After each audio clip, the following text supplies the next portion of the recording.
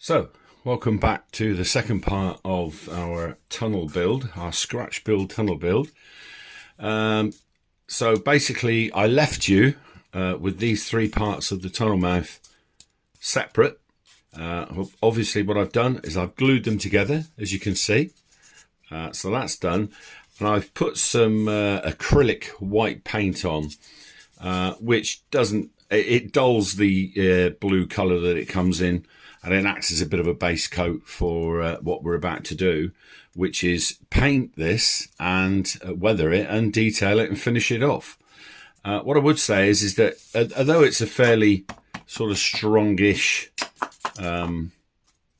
structure, you know, whilst you're painting it, obviously it can be a bit loose. So sort of take your time.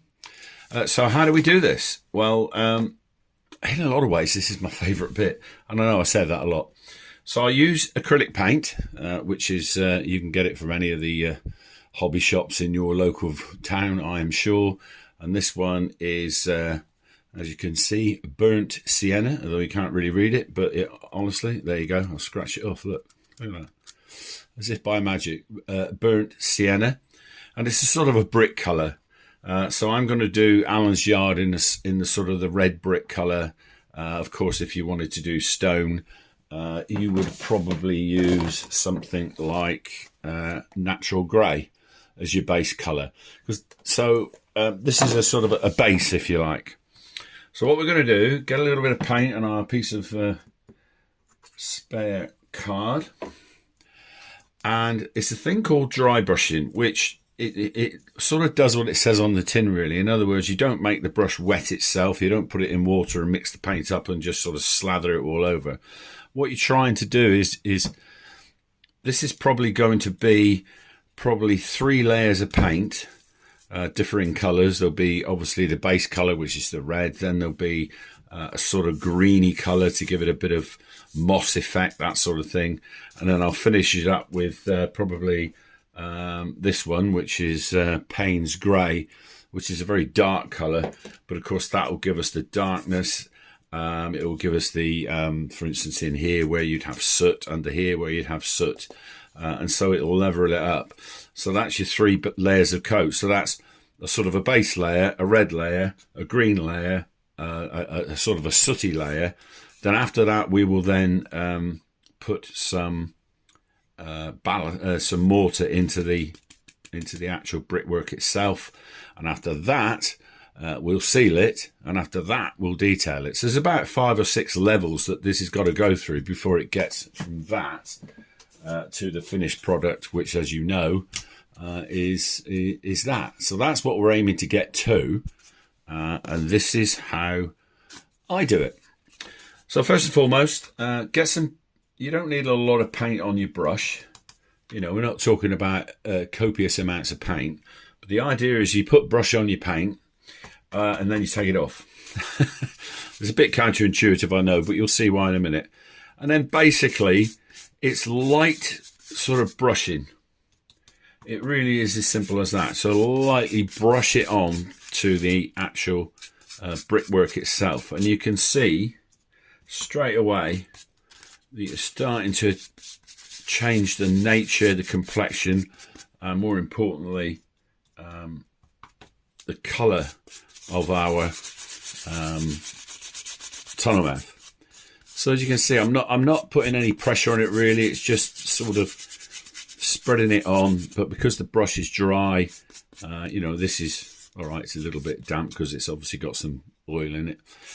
But you can see just by doing this, how you, and if you just put a little bit too much on, as you see there might be a little too much on the brush.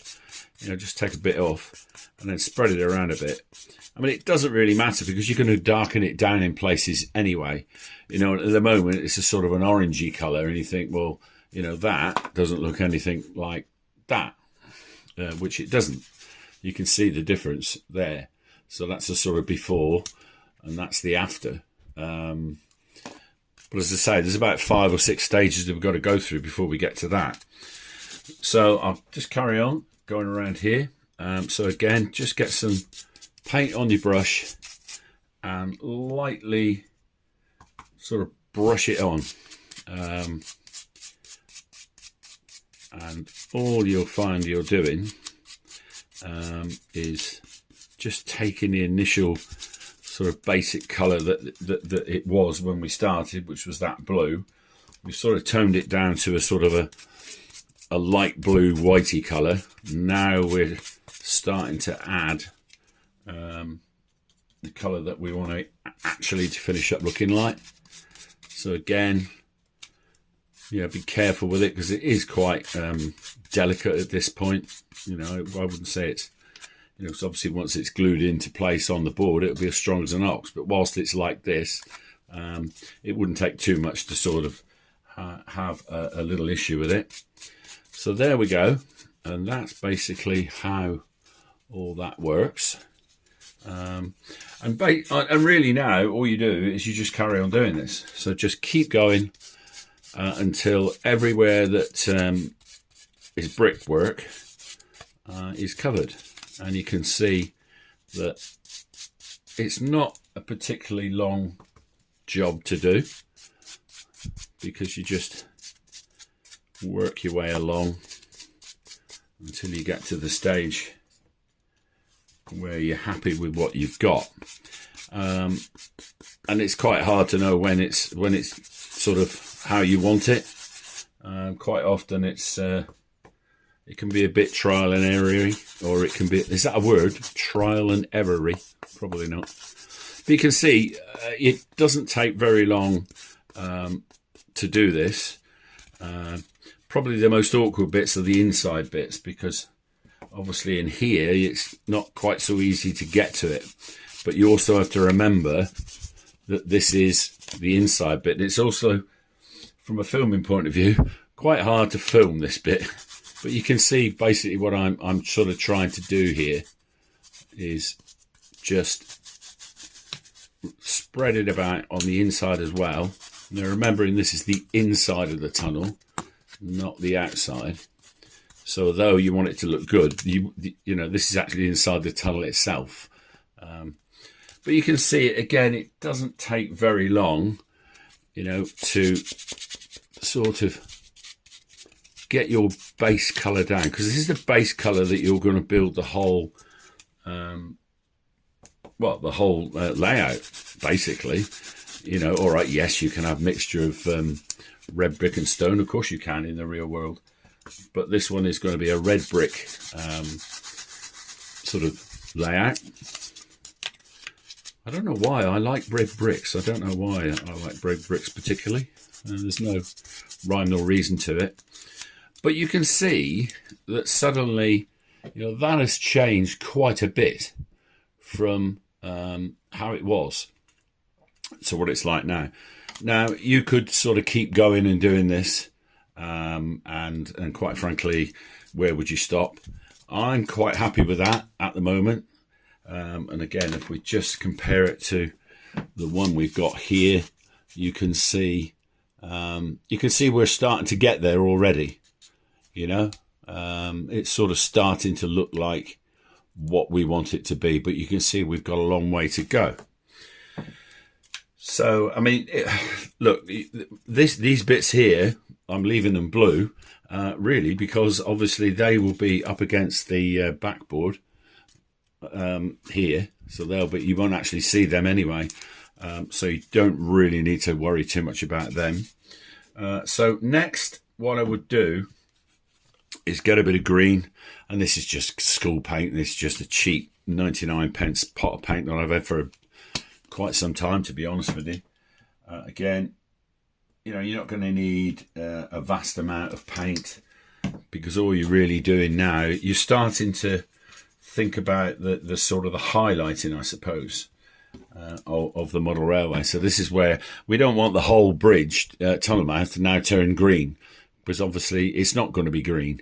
But what we're trying to do is create weathering. So again, get some paint and then get it off again. It doesn't matter if it mixes a little bit with the brown, because quite frankly that gives it a nice colour. But you can see suddenly, if you start to lightly brush it across, like I say, you don't need too much.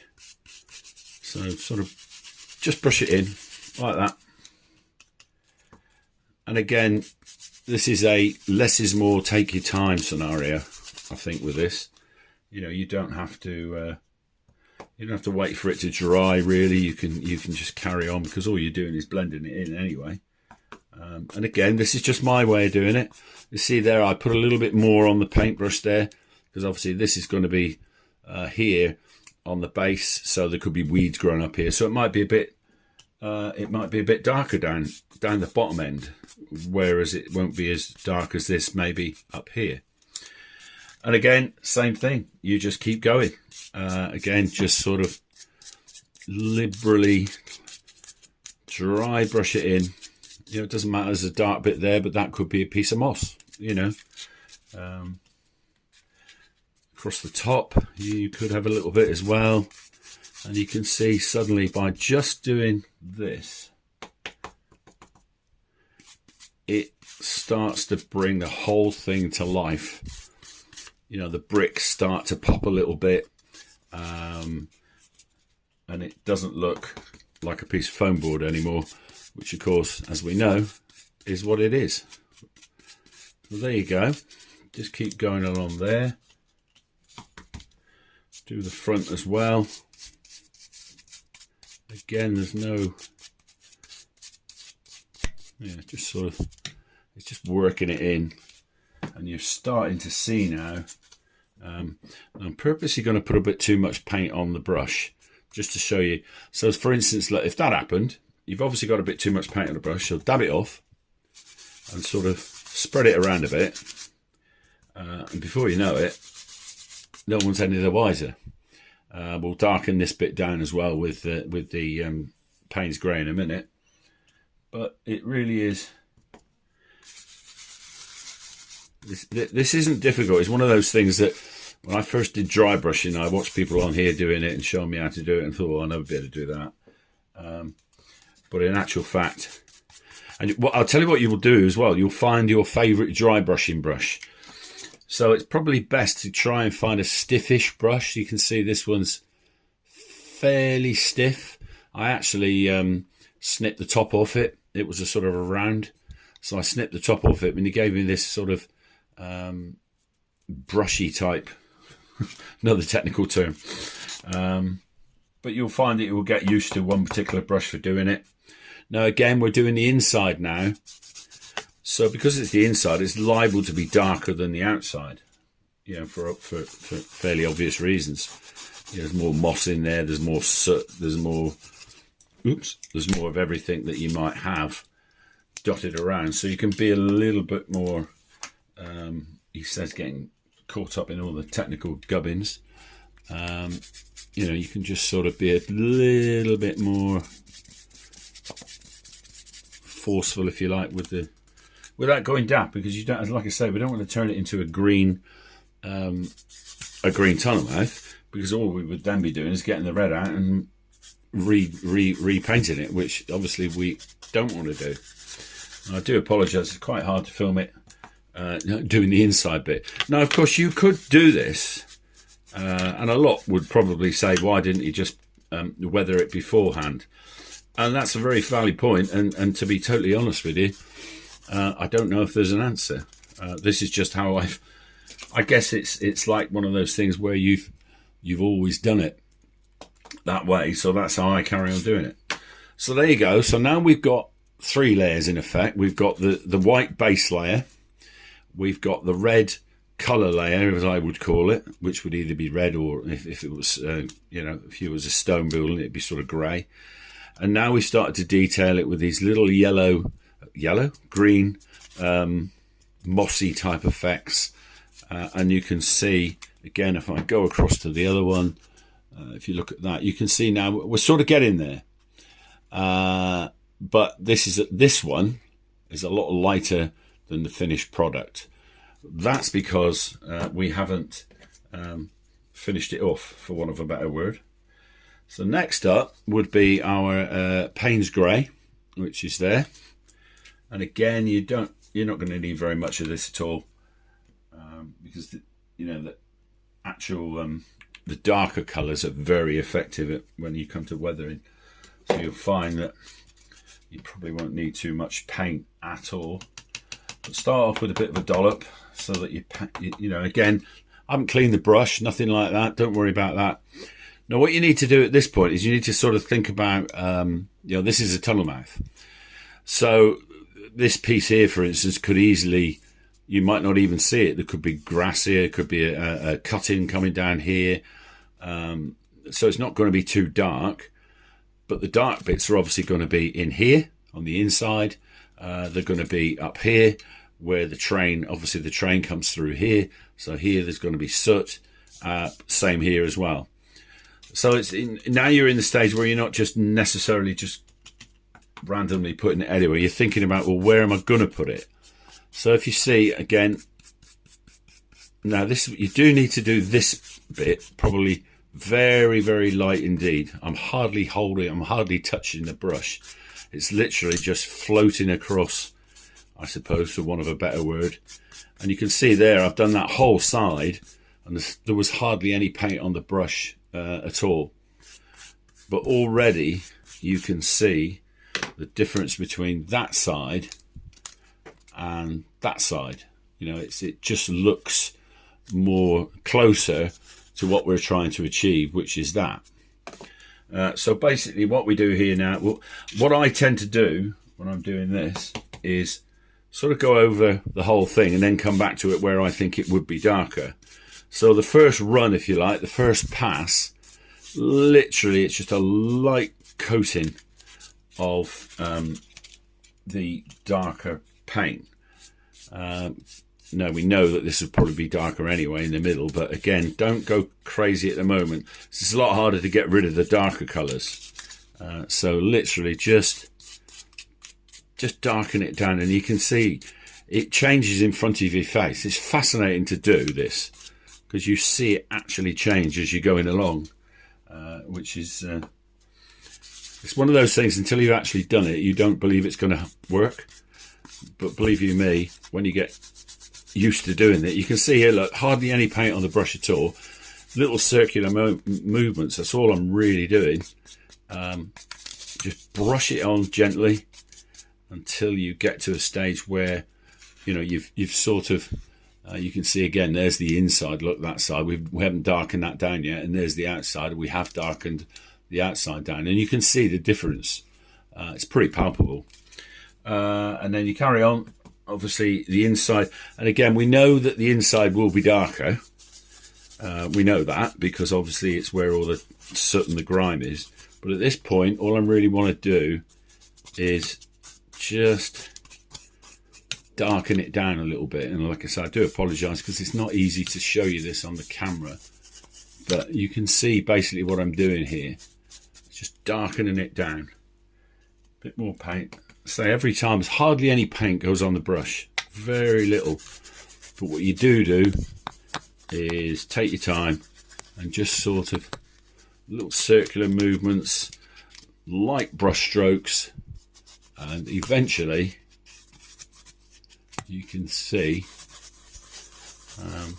that we've we've now darkened the whole thing down. You can see we've gone from that orangey colour that we started off with to this much darker colour. But this is the point where we can start to think about, well, where would it be even darker than this? So in other words, where's the soot? Well, if a train is coming through this tunnel, I haven't got one to hand, so I can't show you, but let's pretend that my brush is a train. So a train is coming through this tunnel here. So where is the soot going to be? Well, obviously, it's going to be on the roof of the tunnel in there. It's going to be on the insides of the tunnel, probably most of it. Not black. It wouldn't be black, but it would be a lot darker than, say, this bit would be. It's probably going to come on the sides of here a little bit, either side. And on the outside, it really depends on how grimy you want it. So if we start off, again, a bit of paint on the front. Now this is where you can really darken it down. So, but it's not more paint on the brush. It's just a little bit more pressure on the brush just to darken it down a bit, and we'll bring it down the side here, look, and you can see the difference that is making, because we've just got a little bit more pressure that we're putting on the brush, so it's darkening it down. And the same goes for underneath here. Now this would be probably the darkest point, the roof, because obviously the soot is going to hang around in there, so we'll make that quite darker than everywhere else.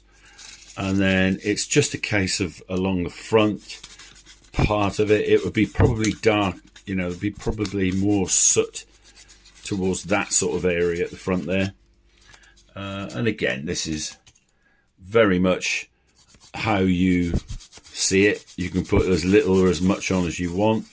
You know, you might be doing a railway. This might be a tunnel mouth to a coaling yard, for instance, in which case it would be a lot darker. It'd be almost black.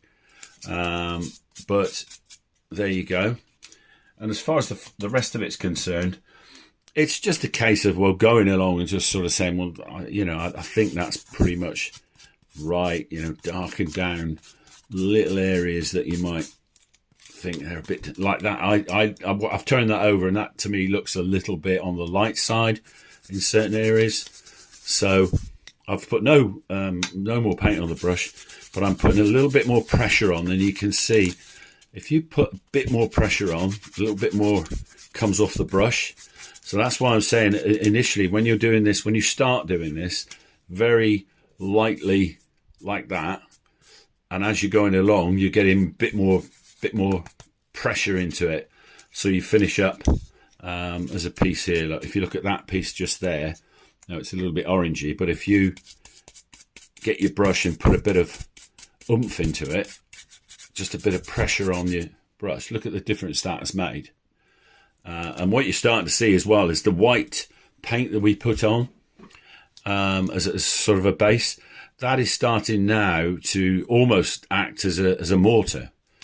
Now, I'll be honest with you, you could probably, at that point, stop. You could say, yeah, job done. I like that. And to be fair, there's nothing wrong with it, is there? But, for instance, just here, for instance, there's a little gap. Little few bits of blue showing through here and there. So there's areas where you need to sort of tighten it up a bit. And also the grout that you would have in between. Now, like I say, I mean, if you look at that, you know, if I didn't say anything, you'd probably think it's been grouted. I mean, look at that. You can, you know, the bricks themselves are popping quite well as it is. But the next stage to get from that to this is the final stage, which is some grout, which we're going to go away and do now, which is the messy bit. And then the very last bit we're going to do to finish this tunnel mouth off is detailing, which is obviously little bits of lichen and moss and stuff like that you can see on here. So I will go away and mix up some bits and bobs for the next piece, and I'll be back in a couple of minutes. So here we are, and you'll see that the making a mess tray has made its first appearance for quite some time, if not ever. So the next thing we're going to do, now that we've finished our dry brushing, I mean, obviously some of you might do airbrushing. I've actually got an airbrusher back there, but I haven't really got on with it so far. So we might be revisit that in the future. But the next thing we're going to do is try and pop out the bricks a little bit by adding some mortar. Again, it's like most things. If you look on YouTube, there's lots of different ways to do this. This is my take on it. This is how I do it. And it's really very simple. You need you need three things actually. Well, no, I suppose technically you need four. You need some good old plaster. That's all that is. It's just, you know, plaster. You need some glue, which is obviously in this case, this is PVA glue, 1 part glue, 3 parts water. So it's obviously a liquid glue. And you need 2 brushes. You need a wet brush, which is this one, and that's for the PVA glue.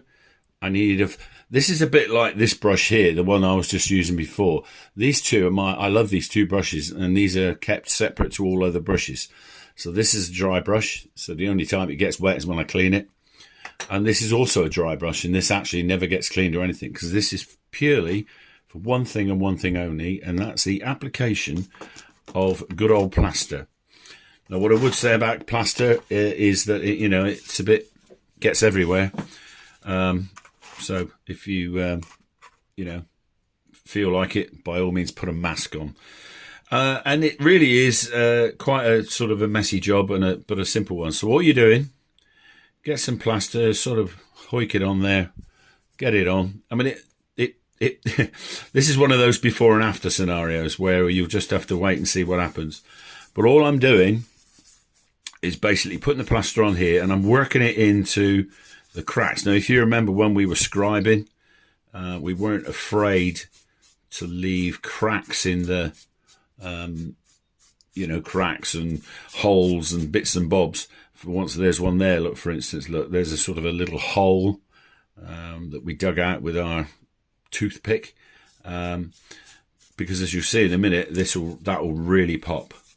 So just carry on. Like I say, it's a bit messy, this bit, but I personally think it's very effective. So again, and start at the top and sort of work down, purely and simply because of gravity. It's as simple as that, for no other reason. And again, you don't have to worry too much about it, because if you miss a bit, you could come back and do it later if you really, really wanted to anyway. So there you go. And then obviously over to the other side. Same again. It's pretty liberal stuff. If there's, there is a hole. I pointed that out just now, and obviously we'll have to do something about that, but more of that in the detailing stage.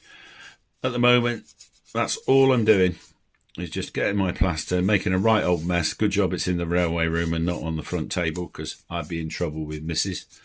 L. And there you go. And then we're moving across to the other side. So that's the sort of across the top.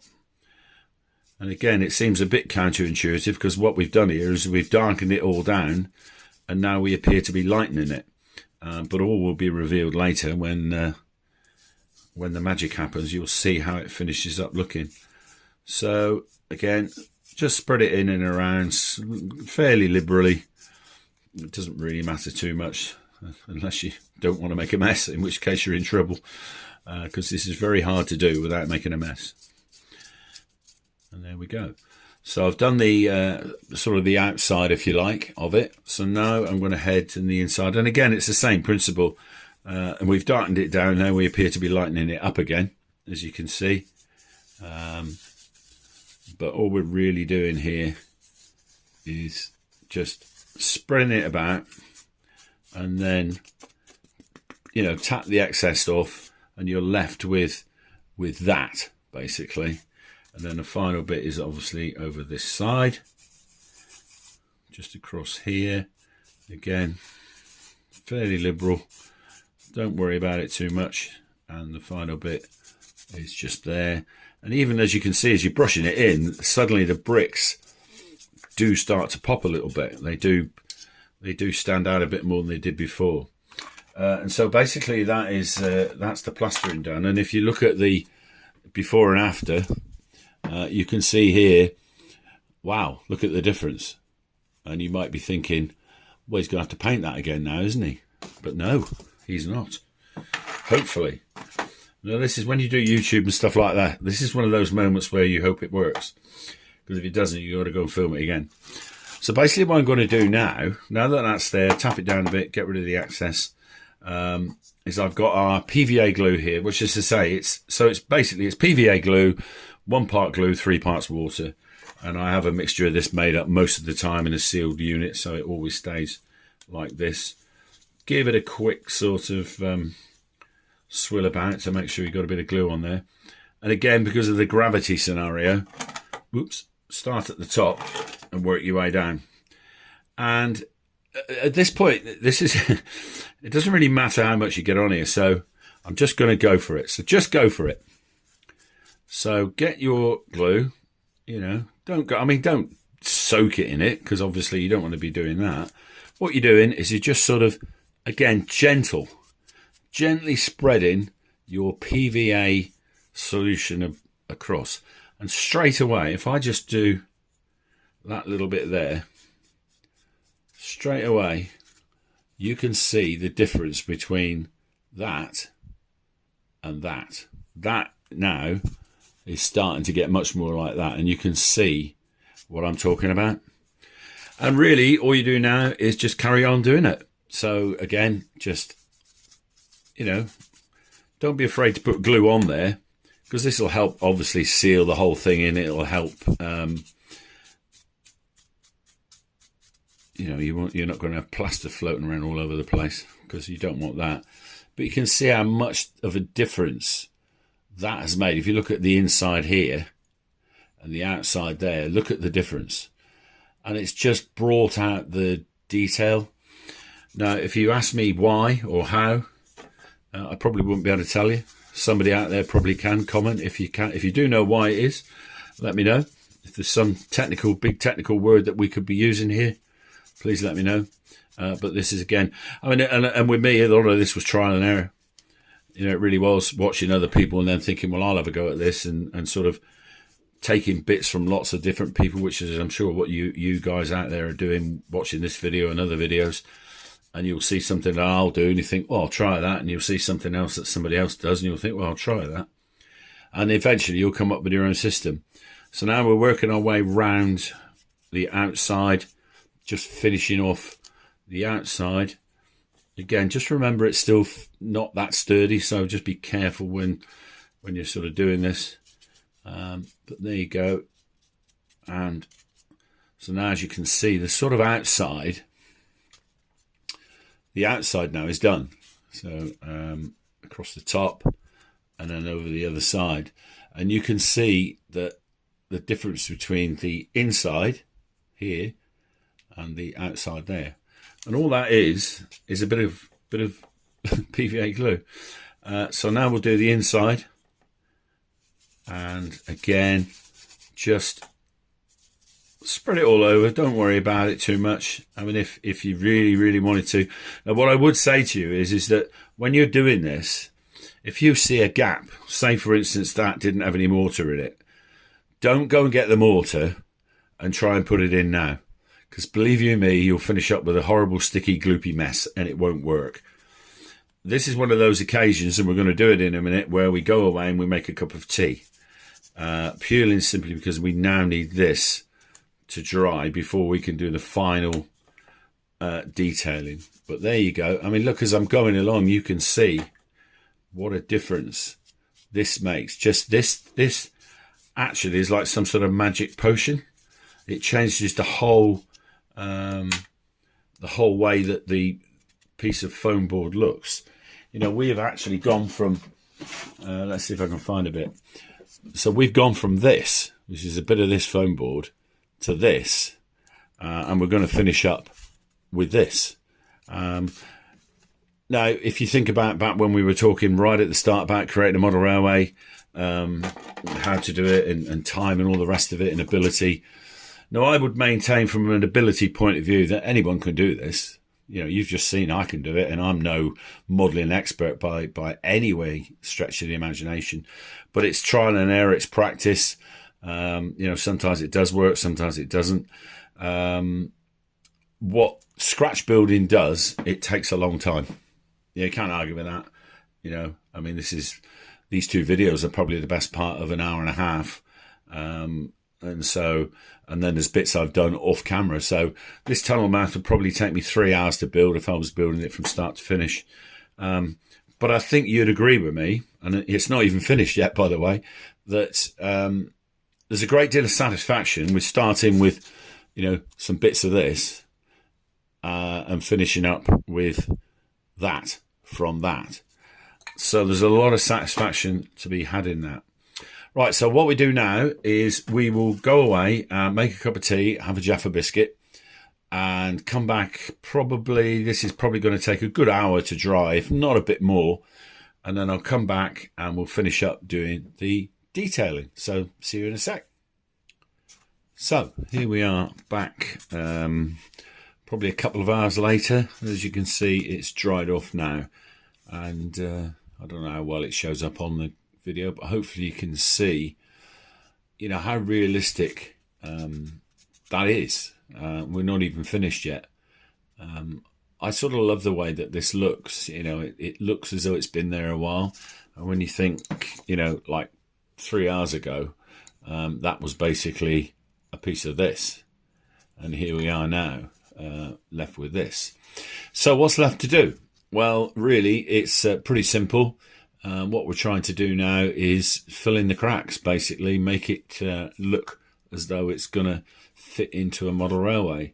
And to do that, we've got a little sort of quite a small brush, bit of PVA glue, and all you're really looking to do here is just add some glue. And again, this is not an exact science. This sort of stuff can go, weeds and stuff like that can go pretty much anywhere. But what you're doing, a little bit of PVA glue, just like that, and then get your Woodland Scenics fine turf flock, and literally just sort of spread a little bit of it about like that, as you can see. So I'll just spread it about and then turn it upside down, give it a tap, and that's what you're left with. So suddenly now you've just got a little bit of greenery, a bit of moss around the corners and the edges. Now obviously you can fill it in later on, and when we actually put this on the railway itself, all this will disappear, because obviously we'll put sort of liching and stuff like that in front of it. But for now, we're just trying to sort of add a little bit of detail. If you remember, we're always talking about detailing, aren't we? So for instance, you can see just here, there's like a crevice. So at the bottom of a crevice, if you put a little bit of PVA glue and then sprinkle a little bit of that on top of it and then shake it off, lo and behold, in the bottom of your crevice are some weeds. And it's really that simple. You can be a little bit creative and sort of maybe take it around a brick formation, like so. Bring it down like that, and again, all you're really doing is getting a fingerful of this stuff, spread it on. You can actually tap it a little bit just to sort of make it stay on there a bit better. But as you can see, suddenly there, if you compare that to that side, for instance, where we haven't done anything, and then you swing it around to the side where we have, I just think it adds to it, brings it to life a little bit. Now, of course, when you put this on the railway, actually doing this on the inside will be quite hard, because obviously you'll have a track here, you'll have the back scene there. So probably now is a good time to do along the bottom of the inside.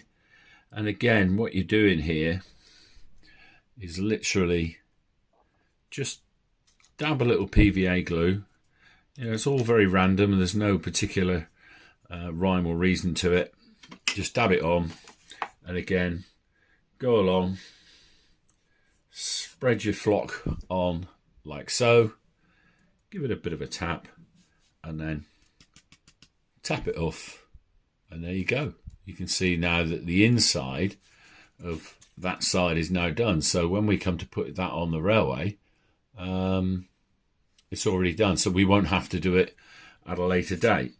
And of course, even harder to do would be these bits at the back. You look at it from the front, there is no way you can get anything up here.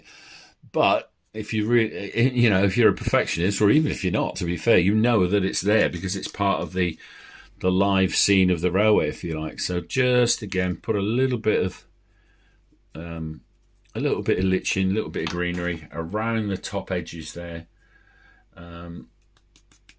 And to be totally honest with you, what it does, as you can see, it doesn't show up that well. There you go. You can see it's sort of it just finishes it off. You know, if you look at it from the other side, from underneath, it just finishes it off. You can see there. And of course, like I say, that would be very hard to do once it's on the railway itself. So same again on the other side. Just a little bit of PVA glue along the bottom. Again, it's all very random. There's a bit of a crevice there, so we'll have a bit extra there. A little bit at the front. Sprinkle a bit of the magic dust on. Tap it, and off it comes. And again, now the bottom of that side is done as well. If you do have any little bits of blue showing around, shoving around, which I can see there's a little tiny bit, it probably doesn't show on the camera very well, but just, where are we? There we are. Just there, look, you can see a little bit of the blue is still showing through. Easy solution. Dab of glue, bit of magic fairy dust, tap it off, and it's now gone.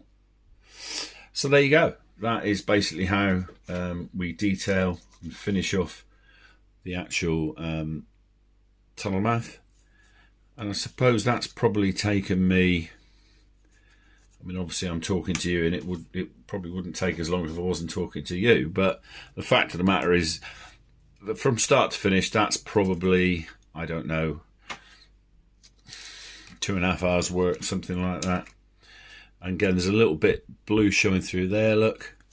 So this side we can just get some glue and just spread it around a little bit. Get some magic dust, stick it on, tap it off, and there you go. Job's a good one, as they say. So I hope you've enjoyed that. So let's just head back into Horby Junction and wrap this video up. So there you go, that's it. There is our finished tunnel mouth, and I hope you've enjoyed that video as much as I've enjoyed doing it. There's a lot of pleasure in taking a piece of foam board and turning it into something like this that you can then put on your model railway. So as always, thanks for watching. Please like and subscribe, helps to build the channel, and of course please leave your comments if you've got any questions, or if you'd like me to build something else, put some comments downstairs and we'll have a chat on the comment section. So what have we got coming up next week? Well, basically next week we'll be taking this and we'll be fixing it to the layout itself and the backboard. And in fact, the whole back seam, we're going to fix the back seam next week so that we can then start building the layout structure from the back forward, which is much easier to do. So that's it for this week. I'm off for a cup of tea. I'll see you next time. Bye.